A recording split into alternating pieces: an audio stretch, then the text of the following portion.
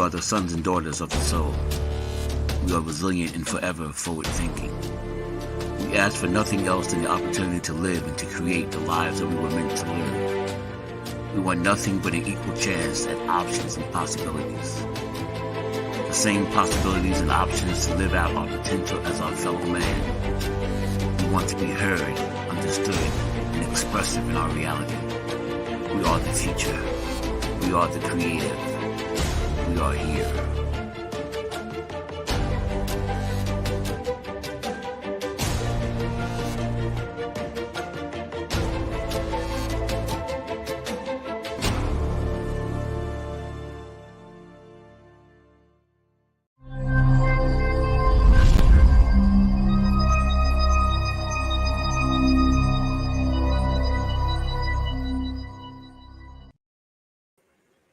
Hello, and welcome once again to another Tuesday, a brand new Tuesday into a brand new year. How you doing, everybody? I hope everybody's doing extremely well. I just wanted to, again, wish everyone a wonderful new year. I hope the new year is going accordingly, and if it is, great for you. Outstanding. This is all about our recovery, folks. This is 2023 recovery.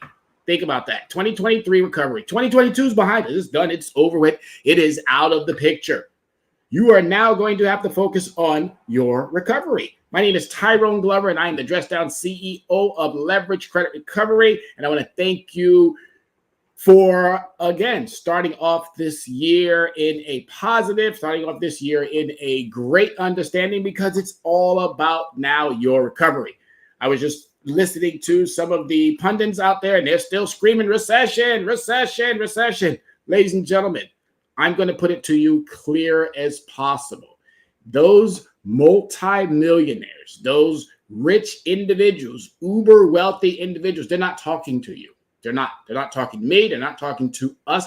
They have experienced some losses, but we, the working poor and the middle class, all we do is experience losses. So for us, it's about recovery.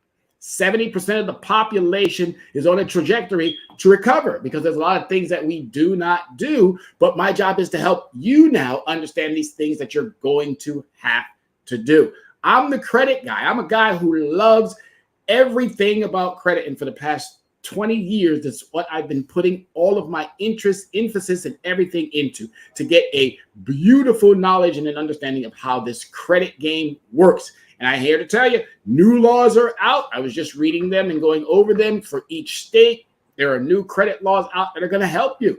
And next week, that's what we're going to be talking about. We're going to be talking about those new credit laws that are going to help you with making sure that no creditor is taking advantage of you, because this is what they've been doing for decades. If you go back and if you want to read those Ways and Means, Financial Committee, Ways and Means is something else that I was reviewing or looking at online to get an understanding of what they do. But the Finance Committee, led by currently Maxine Waters, and now we got a new Congress coming into play. Today they were voting in, but that's another topic for another day.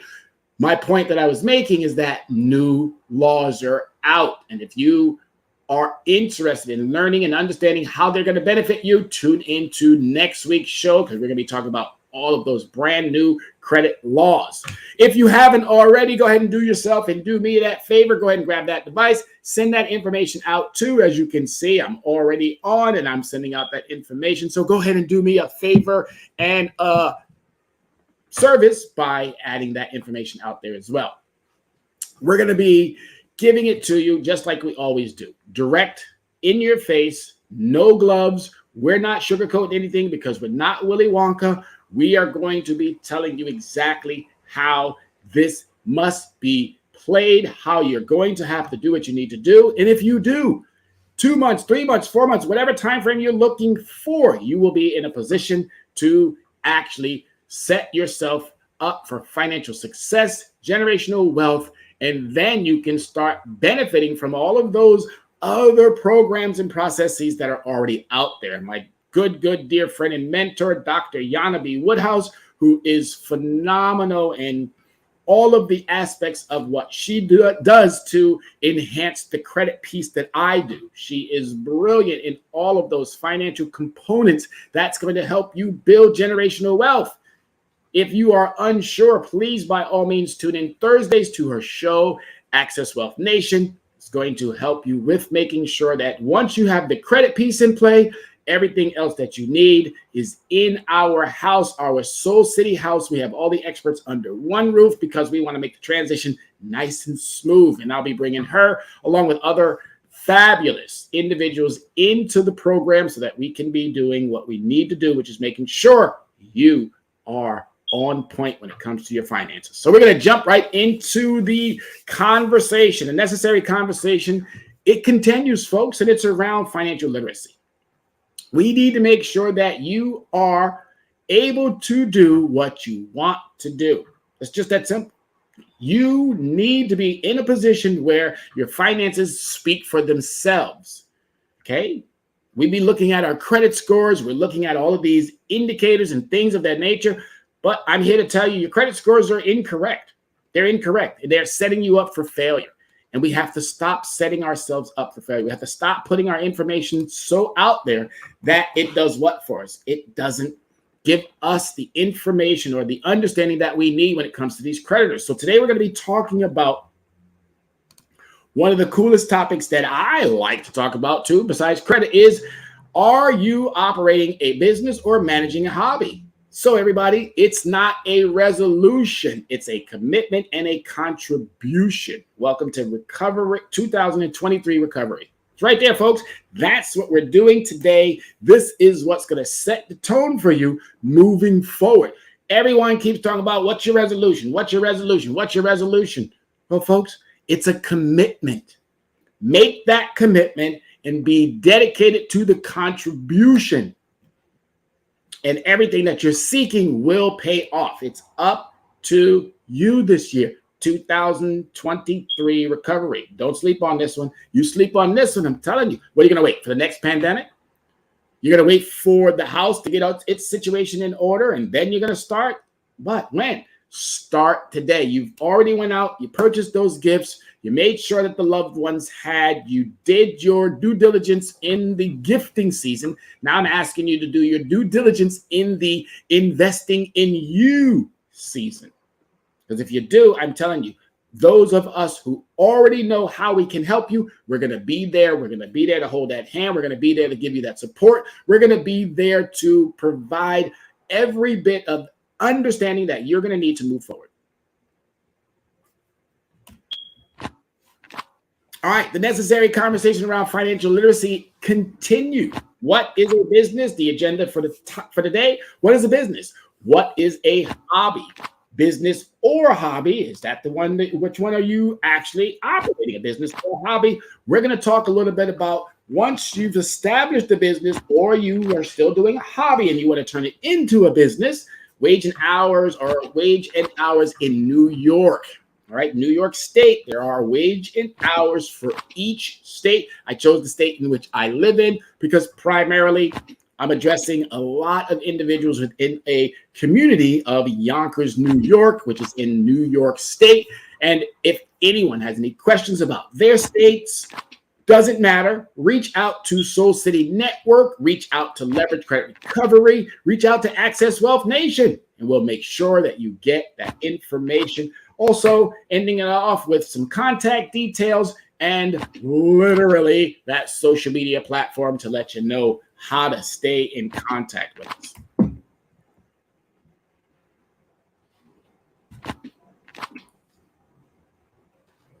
All righty. So what is a business? A business is a legally recognized organization designed to provide goods and services or both to consumers, businesses, and government entities. There you have it.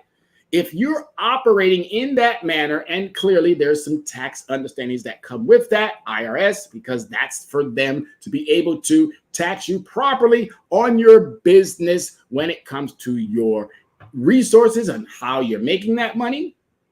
And obviously to make sure that you're paying your fair share. We already know about what we've heard when it comes to a organization called the Trump Organization, that they have not been doing their due diligence. But we're not here to talk about anyone or point the fingers at anyone's. What we're here to do is to make sure that you, no matter what type of business you're doing, you're operating it in the context that's going to, again, allow for you to profit. Even if you happen to lose, you still have to be operating your business in the same manner. It's not a hobby any longer. Or is it a hobby? We're gonna determine. Then you're gonna be able to walk away with an understanding. Hey, you know what? I'm ready to take this hobby that I called a business. Just because you have an LLC doesn't necessarily mean you're operating a business if you're not doing some of the particulars. All right. So, what is a home-based business, or what is a home business? There are distinctions at home. Bill Gates, Steve Jobs started off working from their garage, which I thought was one of the coolest things a lot of these companies did. The owner of, or what's his name? Oh my goodness, I can't think of his name right now. Phil Knight, Nike, same thing, garage. All right. A lot of these companies that are in existence today started off at home. They were hobbies. They were something that they loved. It was a passion. And then out of the blue, they said, hey, let's find some investors and let's take this to that next level. So this is what you're going to be doing, folks. You're going to be deciding, am I operating a business? Am I managing a hobby that I need to turn into a business? And if I'm operating a business, am I doing it in the manner in which it's going to bring in the protections that are associated with a business? So you can work anytime at home. You wake up in the morning, as I do very often, get up real early and start my either putting together PowerPoints, looking at the stock markets, being able to gain that insight. Because Steve Harvey said it best, and I think that's really true. Rich people don't sleep past 8 o'clock. They are up already. You sleeping past 8 o'clock, you're missing some very key information that can help grow your business. Or if you're someone like myself who dabbles in the investing piece, you can get up real early and you can score some real gems. So don't sleep on those don't sleep on those early morning hours. Get up early, get that bread, and then take a nap. How about that? So business, an enterprising entity engaged in commercial, industrial, or professional activities. There you have it, folks. If you do not understand this direction of what your business should be doing, then you're not operating your business as a business. You're probably operating it as a hobby, and you just attached some of those business definitions to them. And here's some of those business definitions. Types of business entities. Sole proprietorship. Has one owner or two that are married. Owners file one tax return instead of two separate personal or business returns. Personal assets are at risk if the business faces a lawsuit. So again, being able to determine, am I setting myself up with the right business entity? So that's why it's super important that we're talking about, as we are now entering into, again, a brand new cycle, a brand new year. If you are part of the 50 to 70 million people who said, Ovidas choose hasta luego, to working for corporate America, and you're taking all of your wisdom, your talent, your expertise, your skill sets, and you're now going to venture out on your own, please make sure that you understand that. Am I doing a hobby, or am I actually doing a business? Corporation, an independent legal entity that is separate from personal assets. A C corporation is the most common kind, and it is often complicated to set up. So this is why you would need someone like Dr. Yana B. Woodhouse, who is extremely efficient when it comes to these understandings. I'm just reading them out because, as I told you, I stay in my lane. I love the credit lane, but I really believe it's important for those of us who have a vast knowledge of their specialty, but has also, shall we say, opened the doorway to other areas. But again, I'm only opening that doorway just to give you a glimpse, and then I'm going to pass you off to those who have that extensive knowledge and can really help you with making sure that your entity is set up properly. All right. Profits can be taxed twice when made and when dividends are paid. So again, you got to understand these entities, how they work. And if you don't, you got to reach out to those professionals who, again, as I said, Soul City Network has them in abundance. All right, limited liability corporations, that's LLC, companies, that's that LLC that I was referring to. LLCs are made up of one or more members, offer liability protection. So that's, again, that's keeping your stuff separate because, again, an LLC, a limited liability, that means that you're going to have limited liability should something happen personally, or again, if you're operating it where you're keeping those things separate, personal as well as business. We talked about that not last week, but the week before last. When it comes to taxes, members can choose to treat the company as a corporation or a pass-through entity. So just those three alone are entities in which you should be thinking. If you are a business and you have not already dove into those areas, well, again, this is now the opportune time to do that. And if you are managing a hobby and you're very unsure as to should I turn this into a business, well, there's a little bit of a cracked door for you to peek your eye through. And as I stated, reach out to us and we'll be more than happy to pass you off or put you into the hands of those who will help you set this up ideally so that you can go out and start profiting as soon as you put that label or set up that website or whatever it is that you're going to be doing. All right, so what is the meaning of the word business? Purposeful activity, busyness. The original meaning of business relates to the state of being busy, either as an individual or socially as a whole, doing commercially visible and profitable work. There it is, folks. Profitable visual work. Something that is turning over a profit, and the individuals can see, well, I own a car dealership, or I own a supermarket, or I'm just a home-based business. I had to literally go back and look at my definition of what I was actually operating. I'm operating a home-based business, and that's perfectly fine. I've removed all of those LLC understandings. Now I'm in that area where I'm going to be re-establishing that understanding, but I'm going to do it the right way. So this is why I wanted to speak very astutely about the fact that people have to decide, are you operating a business or are you managing a hobby that can turn into a business? People are sometimes not so sure about what the business is. Therefore, it becomes pertinent to consider understanding these terms.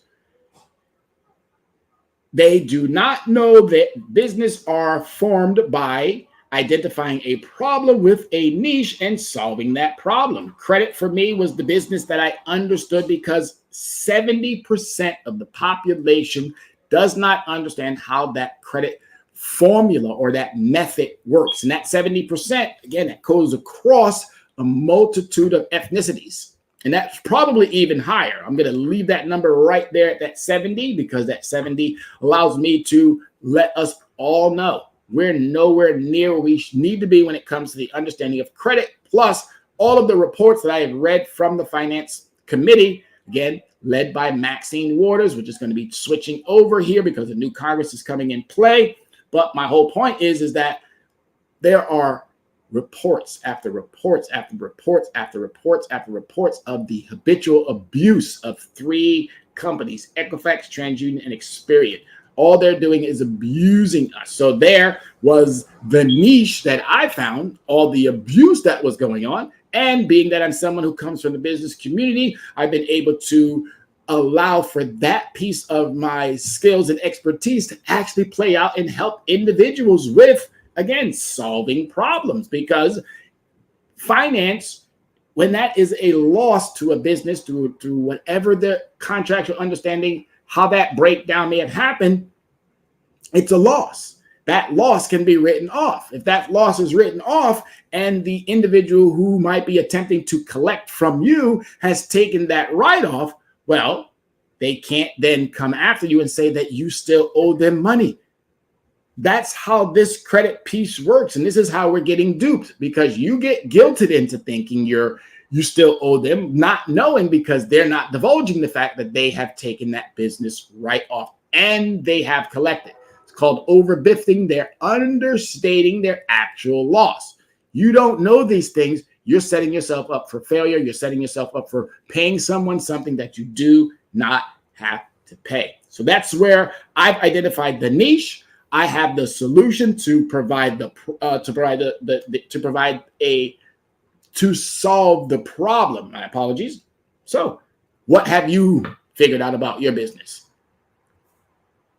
It's now just time to decide. Businesses can be referred to as a occupation, profession, or trade, as well as a commercial activity that involves providing goods and services in exchange for profit. Again, in exchange, you can do that in any manner, any way. Profit in a business is not necessarily money. I got smarter. I did make money, but I got smarter. I got smarter and smarter and smarter. And every year it made me even that much more, because I'm an independent study. I do not mind diving into the research, doing the heavy lifting, so that the information that I can give a consumer is as efficient and effective as possible. Because I know sometimes we don't want to do the work, and that's okay. There are those of us out there who like doing the work, and all we want to do is make sure that the information that we're providing is, can't say 100, but 99.9999999% accurate. My job is to make sure that we're living up to the accuracy of what the acts, laws, consumer protections were out there and provided to us. But if you don't know them, you don't have them. All right. So it doesn't necessarily have to be money. It is also a benefit in another form, like reputation. I'm now known as the credit guy. I'm the expert in the credit realm. Reputation and value, which is acknowledged by a business entity involved in a business activity. All right. So not only do I bring value, because my content, as I stated, I have asked multiple individuals, Equifax, TransUnion, Experian, FICO, anybody who's dealing in this space, I've asked them to come on to the show. If there's something that I'm putting out that is not true or inaccurate, come challenge me and put me back in my place of that was incorrect. Guess what? 0 takers. So that means I must be doing something right. All right. So there you have it. The meaning of business in its entirety, in its understanding of what you should be thinking. Am I running a business? Or, as I just mentioned, are you managing a hobby? So what is a hobby?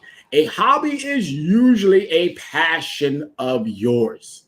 Okay? It is an activity that makes your heart beat faster and brings a smile to your face. When I started with credit, I wasn't quite sure. It didn't really bring that smile to my face. But once I started helping consumers and they were looking at me like, oh my God, I can't believe you just helped me get out of this, or you helped me with that, or you were able to increase my this, or you were able to enhance my that, it started becoming a passion. Today, it's all it is. It's a passion.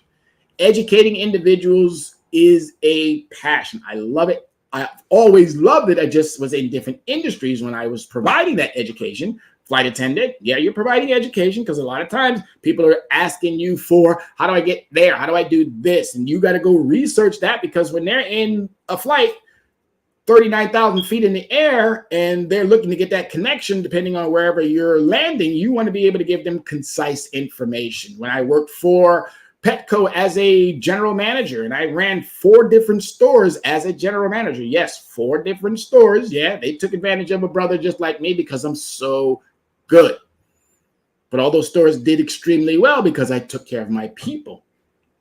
That was a passion as well. It was a love of making sure that the small animals were taken care of, making sure that the fish department was up to standard, up to par. We had salt water, we had fresh water. Again, it became a passion. It put a smile on my face when customers would come in and go, wow, your store looks so great. It smells like an actual store versus a grooming salon. Because that's one of the biggest things when you walk into a store, especially a store that has a grooming salon. Does it smell like wet dog, or does it smell like store?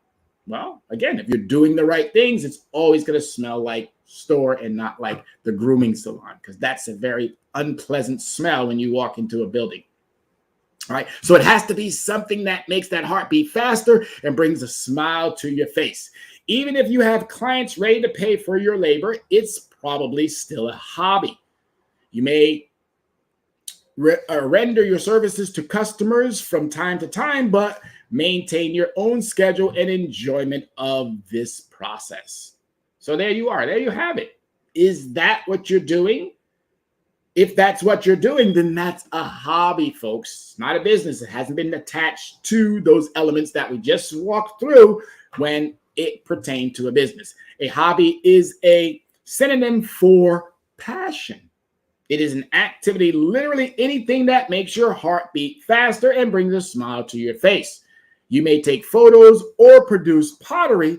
The key point is that definition is pleasure. Okay, there it is. Are you doing it with the understanding that I like to do this? I'm not looking to gain any resources, but I will take a little bit to pay for cost or to pay for material or whatever it might be in that regards. You might want to think about, hey, I want to turn this into a business, especially if you love it. I always tell my kids, and I tell, well, not my kids per se, but the kids that I meet in school and then the passerbyers that I also meet along the way. I said, if you love what you do, it's never work. I love what I do. It's never work for me. So what is a hobby? A hobby is a human activity, a certain occupation in which regularly are engaged at a leisure as a hobby. All right. Hobbies, what the person loves, and with pleasure, it is ready to engage in the free time. The hobby is a good way of fighting against a stress. Besides, hobbies often help to develop an outlook on, again, is it something that you can turn into a profitable entity that would allow for you to make money? And then obviously be taxed on that, because that's resources, that's income. That income, those resources will always be taxed because of the fact that that's how businesses are more or less regulated and controlled by the government, to make sure that you're not doing anything to, again, abuse consumers in any manner whatsoever. There will be fines, there will be fees for those businesses that take on that understanding. You got to be careful about abusing your consumers. Don't abuse them. They're valued. They are valuable consumers. Don't just put it in your advertisements like Optimum does, or like Verizon does, or like AT&T does. Don't put them into your advertisements just to make us feel some kind of way. Live up to what you are putting out there. If you're going to call me a valued consumer, then value my understanding as your consumer. If I have a concern, if I have an issue, if I have anything that is a negative on me because of your entity, then we need to be addressing it. All right. So it's literally that outlook that you got to really be understanding. The main objective of hobbies to help to self-actualize. That's all. You're trying to figure yourself out. Do I like this enough? And can I turn it into something that's going to be profitable? But you have to decide.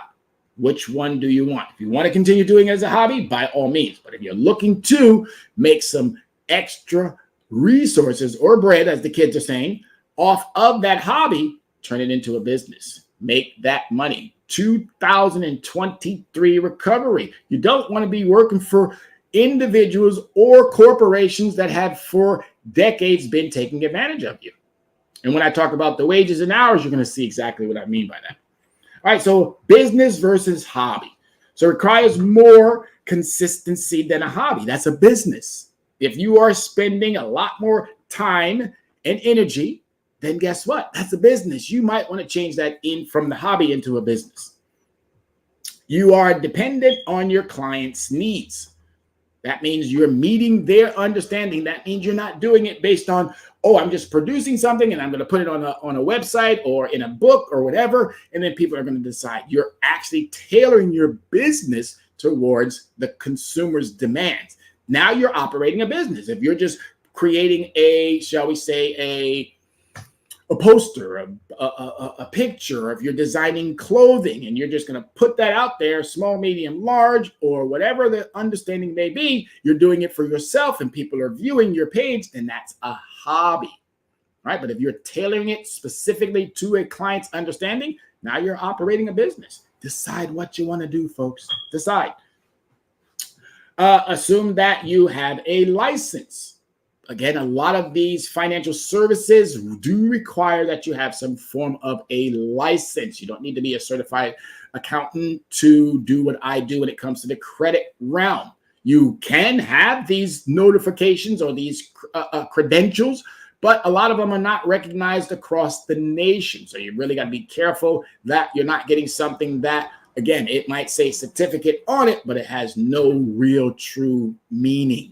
Make sure that you are getting accredited, nationally accredited licenses if you're going to be diving into this financial service realm that is, again, so many areas. I chose the credit realm because for me, it made the most sense, and you do not have to be anywhere near licensed in any regard. You don't have to go out and give people money to be able to give them information that is valid, that is 100%, 99.999999999, especially if you do the type of research that I do. So you want to be very, very careful with whom you might be getting into business with when it comes to making sure that you have the appropriate licenses.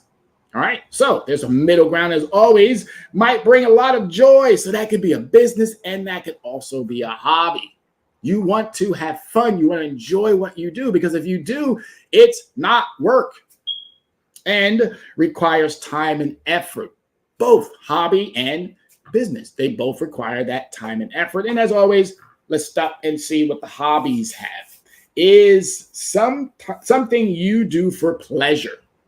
If you're knitting and you like knitting and you, oh my God, I just knitted my niece or my nephew or whatever it was, a nice little hat or scarf or whatever, you're doing that out of pleasure. But once you start knitting a couple of those and then you start putting them again on that website, still a hobby, but if you're making money off of it, you might want to think about, can I make this into a business? You might have clients ready to pay for your work. We know those types of clients, or excuse me, those individuals. A lot of them are family members. Oh my God, I can't believe, can you make me some of that? Oh, can you do that? Or can you do this? Friends and neighbors. Oh my God, I saw that you did this. When I was younger, I was mowing lawns. I was shoveling snow. I was raking leaves. I knew early that I was going to be doing something that was going to have to bring me a little bit more in pocket. And it worked out because it gave me that strength, that understanding that I knew that I was going to be working for someone.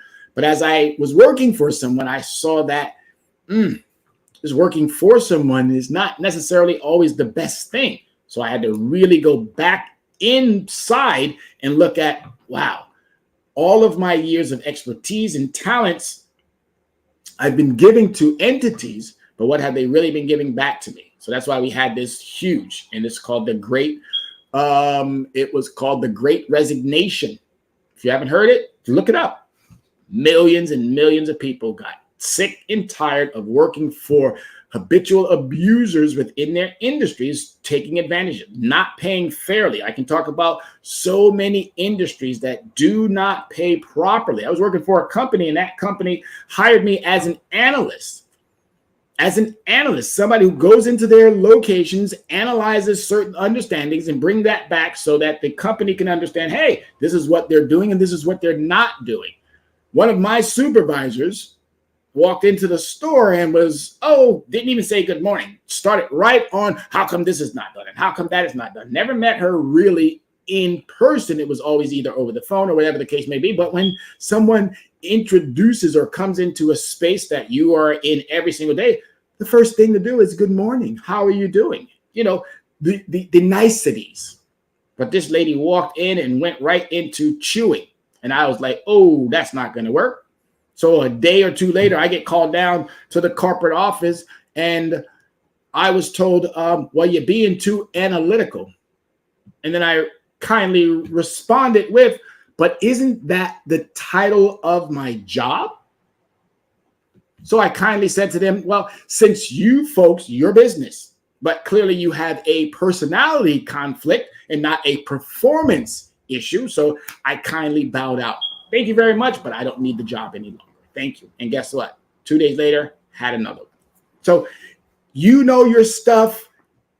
If you know your stuff, again, don't let yourself get caught up in the nonsense. Hobby, business. Which one do you want? Choose it right. If you're doing it for a hobby, continue to keep doing it for a hobby. But if you're doing it for a business, make sure you understand all the particulars that come with that business.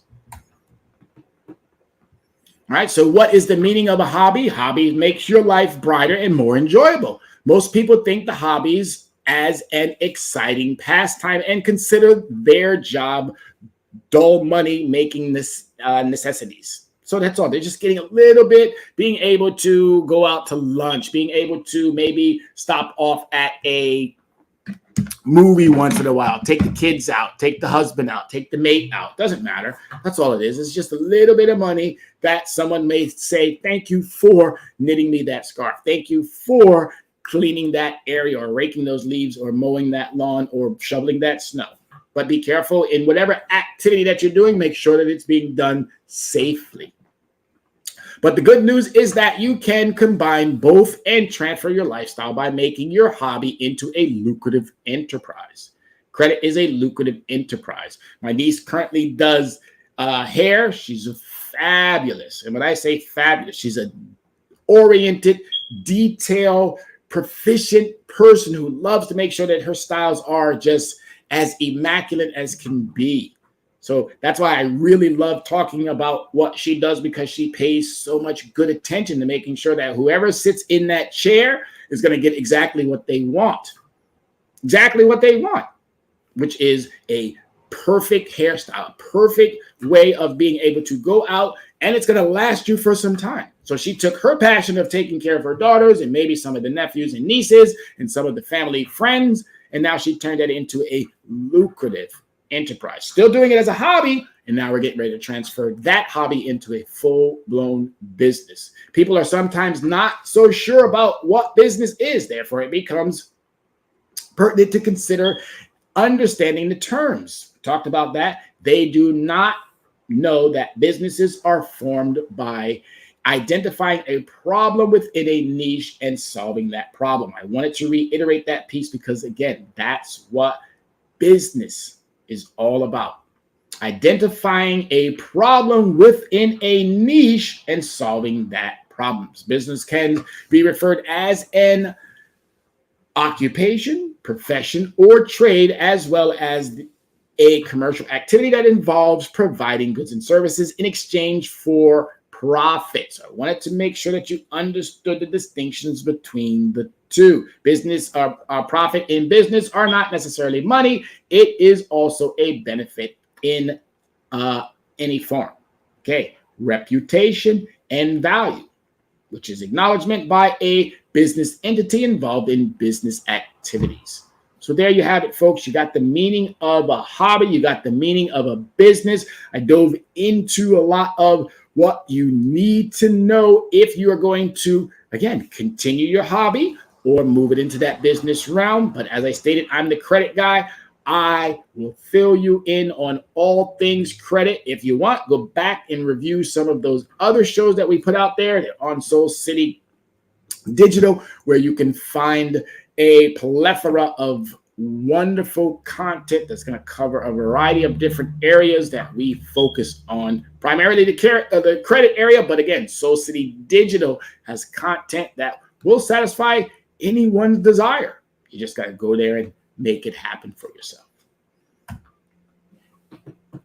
All right. Is yours a business or a hobby? Have you started your own small business, but you don't know how to treat your business like a hobby? Or, excuse me, you don't know how to treat your business not like a hobby. You want to treat it like a business, but scared you are not. And that was me. I thought I was treating my business like a business, but in all actuality, there were some pieces that I did not put in place. So for me, it was still a hobby. I realized that, and now I made the necessary adjustment. If you treat your business like a hobby, you'll only get hobby-like income. but treat it like a business and you will make business income. Okay, one more time. If you treat your business like a hobby, you're only going to get hobby-like income. But if you treat your business like a business, you will make business income. So that's the important thing about understanding the two. All right.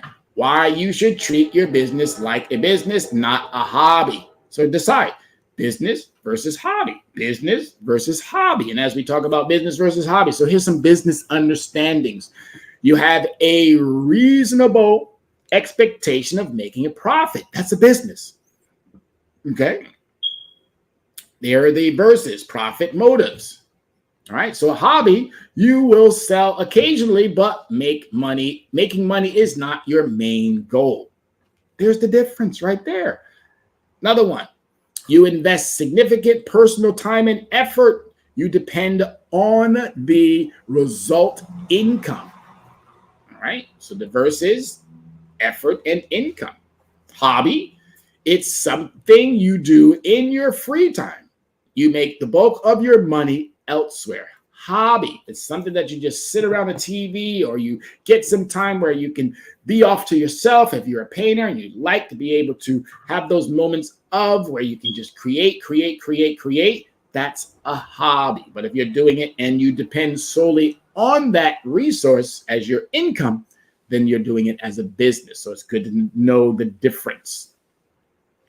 Let's do this one more. And then if you guys, anybody who wants these slides, I'll be more than happy to provide this PowerPoint to you. Send me your request, leveragecreditrecovery@gmail.com. And I'll be more than happy to make sure that you get these slides. And you can use them, again, use them at home in family meetings. Use them at your place of work. Share them with others if that's what you want. It's perfectly fine. I do not mind giving out content if it's going to help you with making sure that you're doing what you need to be doing in the right manner. But always remember, we're always here to provide you with whatever it is that you need. We'll hold that hand, as I told you.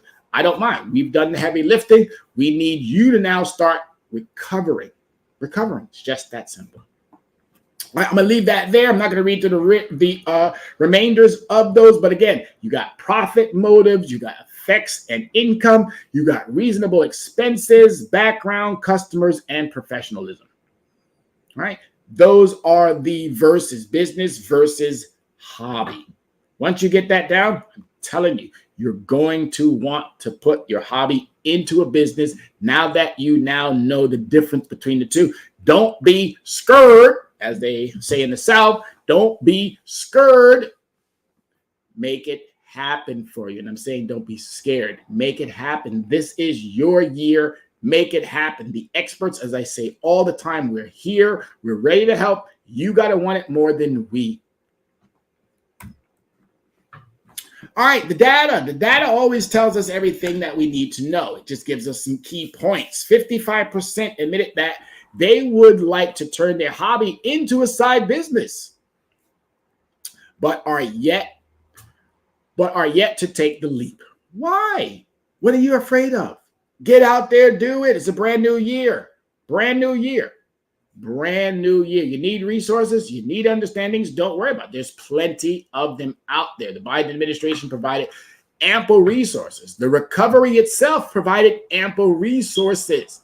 Stop thinking that you can't and start understanding that you can. The resources are there. If you're a minority, you got even more opportunities. And as I stated, the experts are there to make sure that you're going to be okay. All right, 55%. 61% believe that current generation needs a side business for money. I would agree to that. I would agree. If you're working for somebody, and as I stated, when you start looking at this next slide, you'll probably see exactly what I'm talking about when it comes to the wages. All right, so you're going to need a side business for money. 39% predict having a side job will be the norm in the future. Absolutely.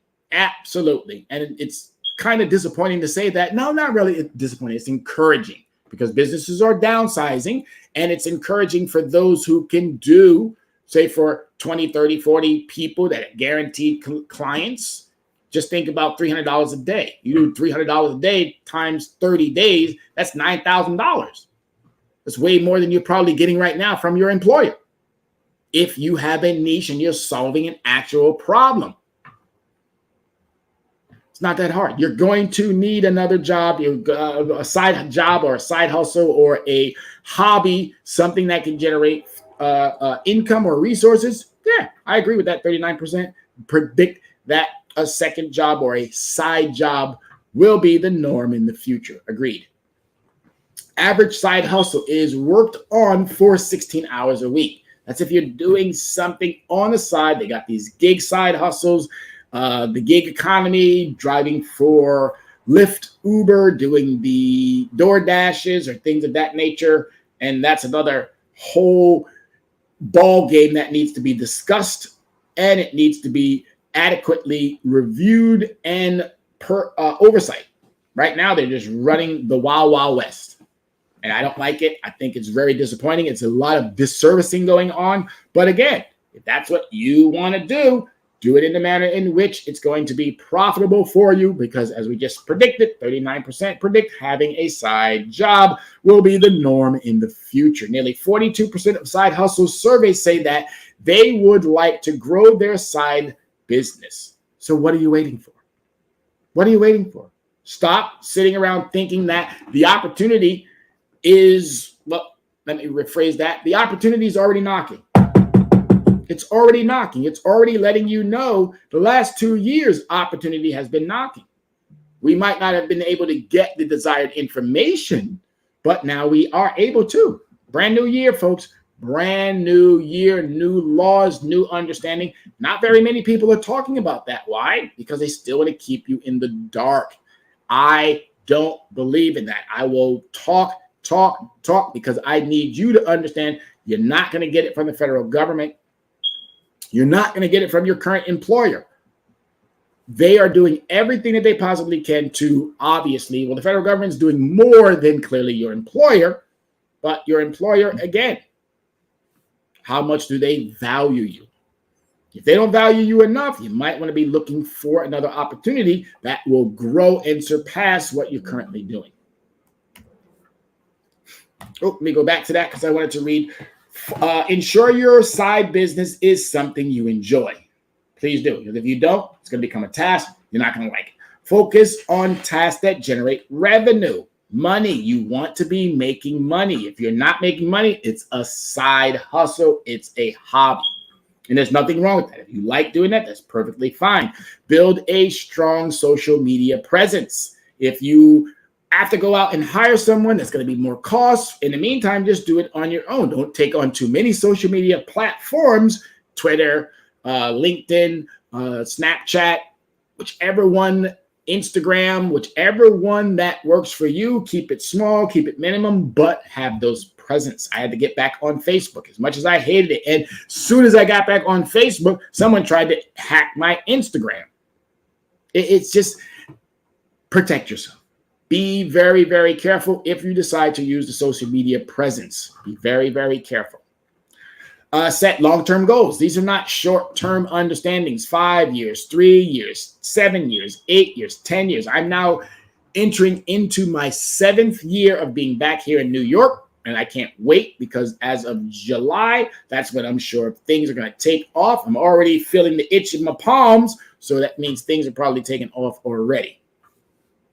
Leverage word of mouth marketing. Start getting individuals to say, hey, can you put that out there for me? Can you share my hashtag? Can you share my links? Can you put this out there on your platform so that others can see that we're working together? Can you do those things so that I can benefit and I'll give you a reward or I'll give you a compensation? Don't just do it because of the fact that they're your friends or they're your family. No, do it with some understanding that, hey, you help me, I'll help you. Network with people who run side businesses. Get them. I was with a realtor today, gave him my business card, say, hey, I'm an ideal consumer. I'm someone who can not only just help your realtor business, but if you are selling this home or if you are the broker for the landlords, I'm someone who can help you navigate through those challenges. I'm someone who can help every tenant that you have set them up for a positive win-win type of situation with whomever they may be renting or owning from. We have to work together. If we work together, I'm telling you, the abilities that we're going to have as a community, it's going to shock the misunderstandings that these companies have about us, the consumers, that, oh, they don't care about their credit. They don't care about anything. They just want. Well, I'm telling you now, 2 years ago, inflation was at 1.3. Today, inflation is hovering around, inflation is hovering around 8%. Everything that you purchased during the holidays, you did not get on a discount, a sale, or whatever they claim you did. All right. If you've already gone through the return process and you got you a little bit of bread back, fantastic for you. But I'm telling you now, what are you going to be doing with those resources? Hobby, business, hobby, business. What are you going to be doing? So a business, once the scale of order and the workflow increases, a hobby generally transforms it into a business. How can you tell that you're already a business person and not a hobbyist anymore? Well, here's some hobby business transformations. Dedicating consistently more time to your hobby. All right, that's a nice transformation, letting me know, hey, whoa, I'm spending a lot of time on my hobby and I'm making some money off of it. Probably could be making a little bit more off of it. Why don't I change this into a business? Following a client's lead instead of your own inspiration. That means you're doing and designing, creating client-based understandings. That means you're now past the hobby. The hobby means, oh, I'm just doing it for myself because I like it. And then I put it in the window. Somebody says, oh, I like that. Can I buy that? Can I own that? Then again, looking at changing that business from a hobby into a business. Getting an official license for that activity if needed. A lot of the hobby understandings do not require any type of a license, but if you do need to be licensed, make sure you get the accredited ones that are going to obviously give you that reputation that comes with that accredited institution. And hiring an accountant to manage finances and paying taxes. That's important. Yeah, we might be doing the TurboTax when it comes to our own. We might be doing other things equally when it comes to our own. But when it comes to a business, let the experts do it. Let those who really understand how to get the most back for you, let them do that.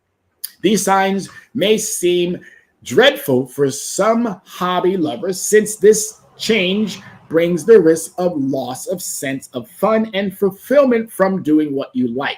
However, if you're hearing this, you're probably decided to turn your hobby into a successful business project.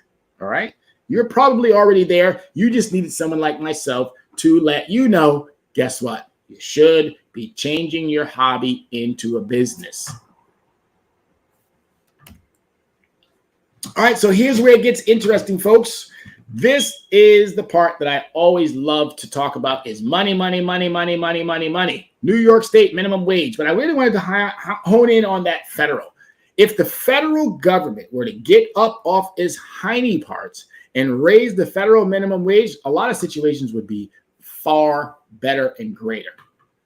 They would be far better and greater. If a boss decides to give you $7.26, then obviously they're meeting or exceeding the federal minimum.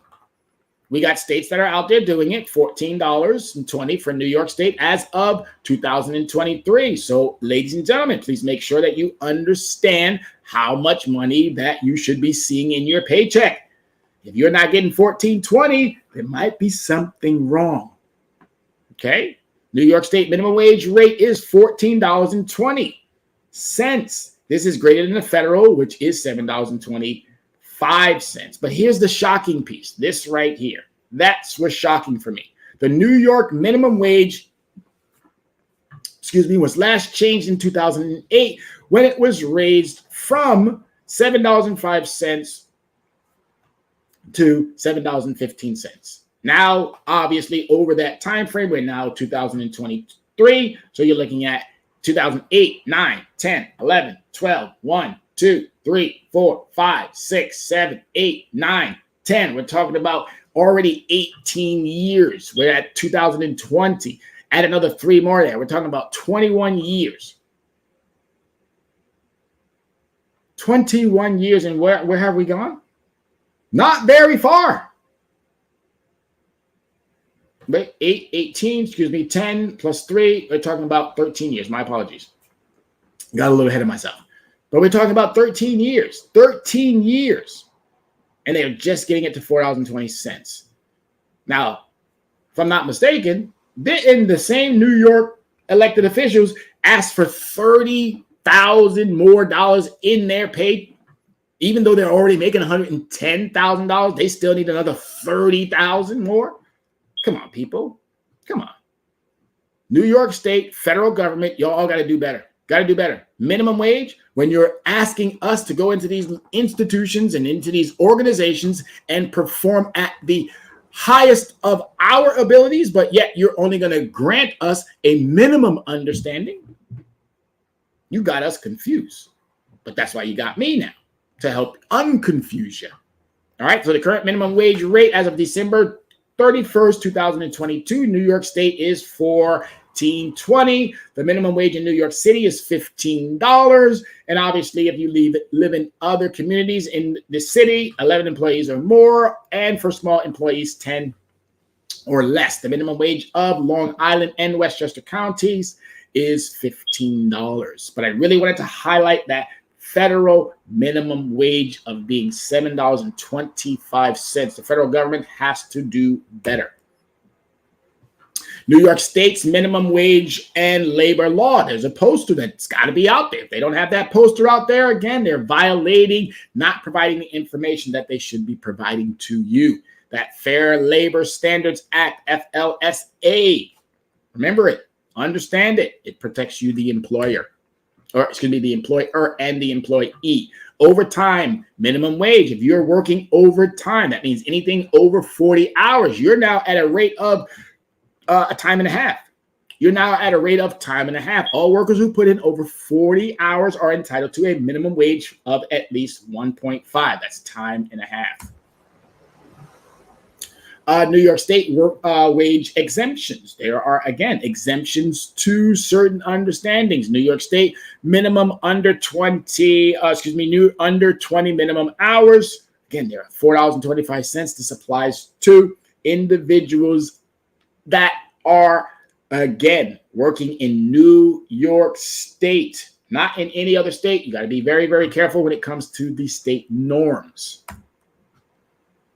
All right, but if you want these slides, if you want this information to be able to go over it with your employees or go over it with family and friends, here I will be more than happy to provide these to you at zero cost. All right, because I'm doing this as a hobby in this regard. But again, I don't mind helping individuals as the business itself continues to grow.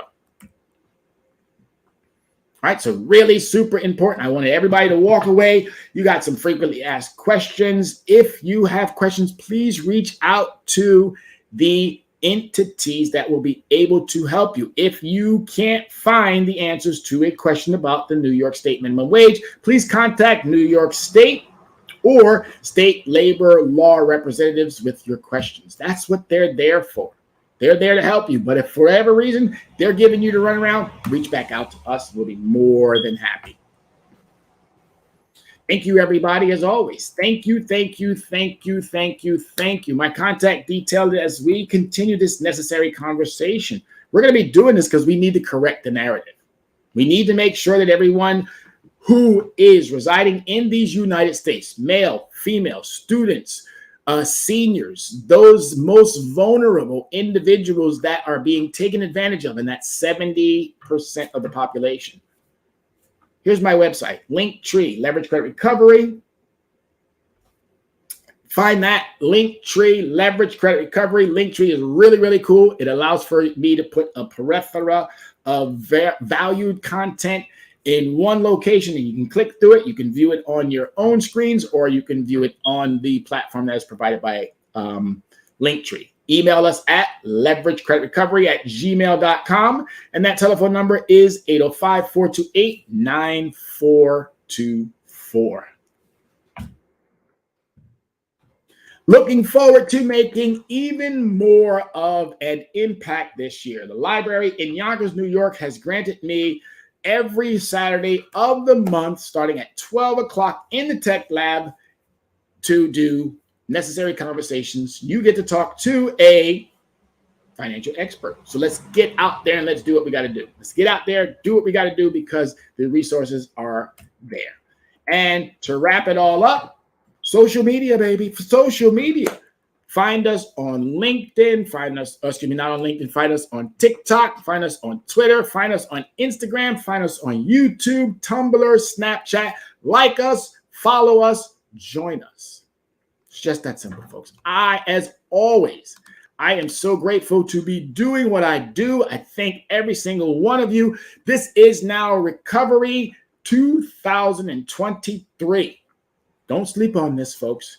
Get out there, do your best, make it happen. My name is Tyrone Glover, and I'm the Dress Down CEO of Leverage Credit Recovery. Thank you for giving me part of your afternoon. And as always, be safe, America.